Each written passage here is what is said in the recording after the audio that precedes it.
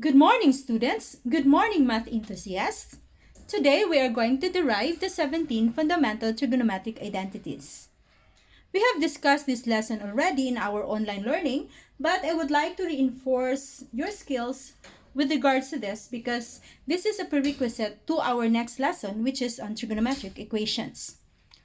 Now, in algebra, there are two types of equations. We have the conditional equations and the identities. So, in trigonometry, we call the identities as trigonometric identities and the conditional equations as the trigonometric equations. So, in order to verify trigonometric identities, we have to memorize the 17 fundamental trigonometric identities here. Why is it very important, and why is also verifying trigonometric identities important? Because sometimes, in trigonometric equations, you will come across with complicated equations such that there is a need for you to substitute identities. So meaning, a particular expression in trigonometry should be replaced by another expression that is equivalent to it so that the equation becomes simple or it becomes simpler. Okay. So let's start with the reciprocal relations. We have here also the quotient relations and the Pythagorean relations. Now before that, let us have a short review of the prerequisite. Now we have here a right triangle, and you know that the 6 trigonometric functions were derived from a right triangle. So this is angle theta, the opposite side is y, the adjacent side is x, and the hypotenuse is r. Sin theta by SOHCAHTOA is equal to the opposite side over the hypotenuse, which could be represented by y over r. And cosecant theta, being the reciprocal function of sin theta, is equal to r over y, which is the reciprocal of y over r. So sin theta times cosecant theta is equal to 1 because sin theta and cosecant theta are reciprocal functions. Now cosine theta is equal to x over r because cosine theta is adjacent side divided by the hypotenuse. Secant theta is the reciprocal of x over r, which is r over x, and their product is equal to 1. Now tangent theta is opposite side over the hypotenuse, adjacent side.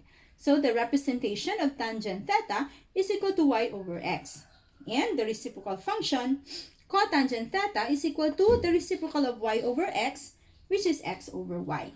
And so, tangent theta plus cotangent theta is equal to 1. So we have here now the reciprocal relations. Sin theta is equal to 1 over cosecant theta, or cosecant theta is equal to 1 over sin theta. Cos theta is equal to 1 over secant theta, or secant theta is equal to 1 over cosine theta. Tangent theta is equal to 1 over cotangent theta, and cotangent theta is equal to 1 over tangent theta. Let's do the quotient relations. Suppose we have the fraction sin theta over cosine theta, and let us try to substitute its representations. So sin theta is y over r, and cos theta is x over r. So this is now a complex fraction in algebra.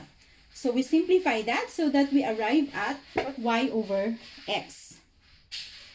Because of course, okay. And y over x is tangent theta.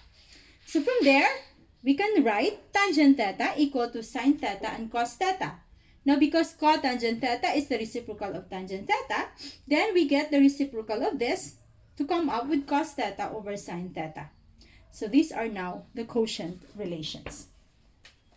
With regards to the Pythagorean relations, you are familiar with the Pythagorean theorem. X squared plus y squared equals r squared.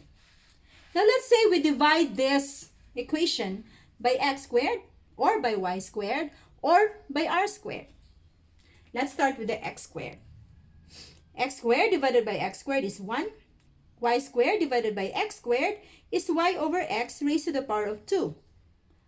R squared divided by x squared is r over x raised to the power of 2. So from the relationships, y over x is tangent, and r over x is secant. So that we have the new identity, 1 plus tangent squared theta plus secant squared theta. So take note, in trigonometry, your squared is placed here instead of after the theta symbol. Okay. Now we derive this equation so that we can have more representations, or we can have more substitutions that is possible. So transpose tan squared theta to the right side. So you have 1 equals secant squared theta minus tan squared theta. Or transpose 1 to the right side so that we have tangent squared theta equals secant squared theta minus 1. Now this time, we divide the Pythagorean theorem by y squared. So x squared divided by y squared is x over y raised to the power of 2. What is x over y? Cotangent squared theta. Y squared divided by y squared is 1. And r squared divided by y squared is r over y raised to the power of 2. And what is r over y? Correct, it's cosecant squared theta. So, we now derive this so that cotangent squared theta is equal to cosecant squared theta minus 1. Okay? And then, we also have 1 on the left side and transpose cotangent squared to the right side. So, we have cosecant squared theta minus cotangent squared theta. Now, we divide this by r squared. So, x squared divided by r squared is equal to x over r raised to the power of 2, which is cosine squared theta. Y squared divided by r squared is y over r raised to the power of 2, which is sine squared theta. And r squared divided by r squared is 1. So we have a new identity. Cos squared theta plus sine squared theta is equal to 1. And then transpose sine squared theta. So you have cos squared theta equals 1 minus sine squared theta. And we have sine squared theta equals 1 minus cosine squared theta. So those are now the 17 fundamental trigonometric identities. Okay, one more thing. Take note that some students may, or you may encounter with a different formation. Take note that by commutativity or commutative property of equality, tangent squared theta plus 1 is the same as 1 plus tangent squared theta. So you can rewrite it as tangent squared theta plus 1 equals secant squared theta. Okay? But take note that these could not be interchanged. Okay? This cannot be tan squared theta minus secant squared theta. But it could be negative tan squared theta plus secant squared theta. This could also be negative 1 plus x squared theta, but not secant squared theta plus 1.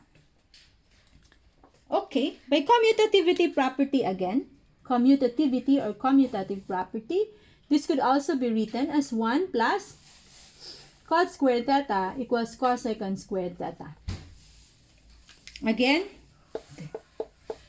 warning, be careful with your commutativity here. Also, this could be written as sine squared theta plus cos squared theta equals 1.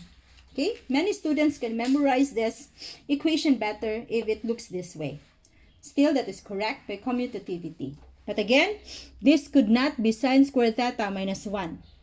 This could only be negative sine squared theta plus 1.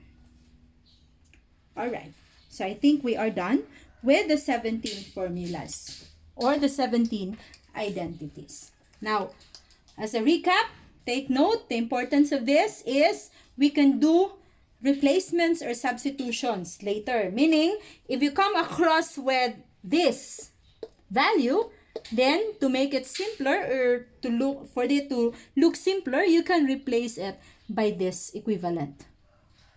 Also, if you come across with this, then it would be simpler if you replace this by 1. It would also look simpler if you replace this by tangent. This could also be simpler if you replace it by 1. So, it means it is important that you have memorized the fundamental trigonometric identities for possible substitutions to make your equations simpler, or of course, to be able to solve your trigonometric equations.